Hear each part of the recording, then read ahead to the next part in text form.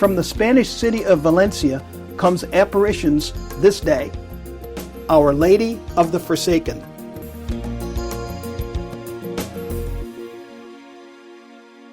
Before the podcast continues, if you've not already added a comment or star rating for my book, The Very Fine Light, at Amazon.com, once you've completed reading the book, please do. And then go to NikosSteves.com and get on the new mailing list. That's NikosSteves.com. This was taken in part by an account from Reverend T. Harper in Apparitions and Shrines of Heaven's Bright Queen by William J. Walsh. I hope you enjoy it. The devotion of the Valencians to the Queen of Heaven is remarkable and comes to us from the Spanish city of Valencia. Our Lady of Valencia is frequently invoked by the people in all their difficulties and afflictions. Among the churches dedicated to her is one under the title of Our Lady of the Forsaken, to which a brotherhood is attached whose origin and aim are worthy of admiration for all who have a heart capable of appreciating genuine works of charity. Several stories of the origin exist. In the first, it was the year 1380 when 10 pious men of Valencia resolved to devote their lives and fortunes to rescuing and providing for abandoned children. They deliberated and prayed and then organized a religious community, then rented a house, collected the orphans, and begged for alms from door to door for them. Their charity went still further, for they received the aged and infirm people and pilgrims also. These heroic acts of charity soon reached the ears of Don Martin, King of Aragon, who highly approved the zeal and charity of the members and declared himself their protector. After their community had been in existence for 20 years or so, they placed themselves and their pious labors in a special manner under the protection of the Mother of God. They knew that this Heavenly Mother is the Queen of Charity and exercises it not only towards mortals in general, but especially towards those who know how to unite the love of God with that of their neighbor. After much prayer and deliberation, they resolved to call their community the Brotherhood of the Innocent Children and of the Mother of the Forsaken. They next wished to have a statue of Mary for their new establishment. They consulted with Father Juan Gilabert, and he looked into it. He undertook to have one executed by an excellent artist, but God, in whose eyes works of charity and mercy are so acceptable, resolved to reward them in a miraculous manner. Now the other story begins with Father Gilabert in the year 1409. One day he saw boys laughing at a parishioner who suffered from mental illness. In his sermon, he called all the faithful to help the abandoned, the poor, and the sick. The parishioners built what some consider the first psychiatric hospital in the world. These accounts agree on what happened next. It was the year 1414 that 3 pilgrim youths arrived at their door of the friar's home, seeking lodging for the night. They were hospitably received by the superior, who, in the course of the evening, spoke to them of this wished-for statue. They told him they were sculptors by profession, and in reward for his hospitality, and for the honor and glory of Mary, the Mother of God, they would carve him such a statue as was never seen in all of Spain. They asked to be furnished with a block of marble, tools, and provisions for 3 days, and to be left undisturbed during that time. They locked themselves up in a large room, but to no small amazement, the good abbot and his brethren did not hear a sound of a hammer or chisel during the 3 days. The 4th day arrived without bringing any tidings of the 3 young men or the statue. The monks knocked repeatedly at the door without receiving any answer. At the same time, there was living in the city a blind and paralyzed woman who, by her patience and resignation to the will of God through all her sufferings, had arrived at a very high degree of sanctity.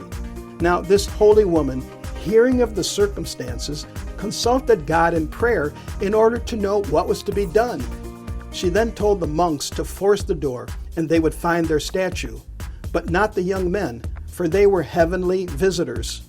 The good priest opened the door, and lo and behold, to the astonishment of all, found no sculptors, but a lovely statue of our Blessed Lady, such as was never seen in Spain before or since. and at the same moment, the holy woman was entirely cured of her paralysis and blindness. All were unanimous in the opinion that they had been angels, since the tools had not been used and the marble remained as purchased. The happy news of the beautiful statue and its miraculous origin spread rapidly over the city. The inhabitants flocked to its feet to thank God and His Holy Mother for this new proof of their love.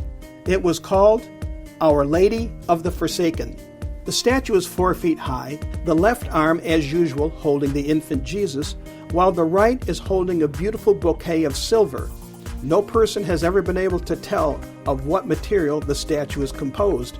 And the head is a little inclined. It occupied and was venerated in the place where the angels formed it for many years, until the year 1480. The bishop and clergy, seeing the wonderful miracles worked there, and the throngs of visitors becoming so great, had it removed to the cathedral church. But the Madonna was not to be without a special place for her wonder-working statue. The Viceroy of Valencia, in the year 1646, saw, quote, the city attacked by pestilence and great numbers being carried off, he himself also contracting the disease. With a firm and unshaken faith, he invoked our Blessed Lady, and the pestilence ceased. Unquote. In gratitude to the Virgin Mary, the people and their viceroy resolved to build a noble chapel that would be a lasting monument of their devotion towards her. Along with the viceroy, the citizens commenced the building, the completion of which took 15 years. As a still further mark of their gratitude, they resolved that Our Lady of the Forsaken should be publicly proclaimed patroness of Valencia. The church stands in the principal plaza and is rich in architecture. The miraculous statue reposes on the main altar. The statue has had for its base at that time a cloud of solid silver. Here's an account of 2 of the miraculous miracles that occurred at this shrine. The statue has as its right hand a lily of silver. At one time, an innocent man condemned to death for murder, while passing by this church on his way to his execution, was allowed to pray before the statue. To the astonishment of all, the right hand holding the lily was seen to move several times. The people cried, "A miracle! He's innocent! Set him free!" The viceroy, being consulted, answered, quote, "How can I condemn him now?" Unquote. The liberated man went back to the church to thank his protectress, vowing to love and honor her and proclaim her praises all his life. In another story, a rich man of Naples, Italy, was condemned to death for the murder he never committed. Our Lady appeared to him and told him that he would be set at liberty. He told his confessors of it, describing her as venerated in Valencia, though he had never seen or heard her statue there, describing even the number and appearances of the diamonds in her crown. The next day, the real culprit gave himself up, and the innocent man was set free. He made a vow to travel until he found a statue representing her as she had appeared to him in his vision. After 16 months of travel, he arrived in Valencia, and going to the beautiful church of Our Lady, exclaimed, quote, "I have found what I have long sought, for there is Mary, the mother of Jesus, my Savior, just as she appeared to me." He remained long after in that holy sanctuary, retiring thanks to his Blessed Mother, and then returned to his own country full of gratitude.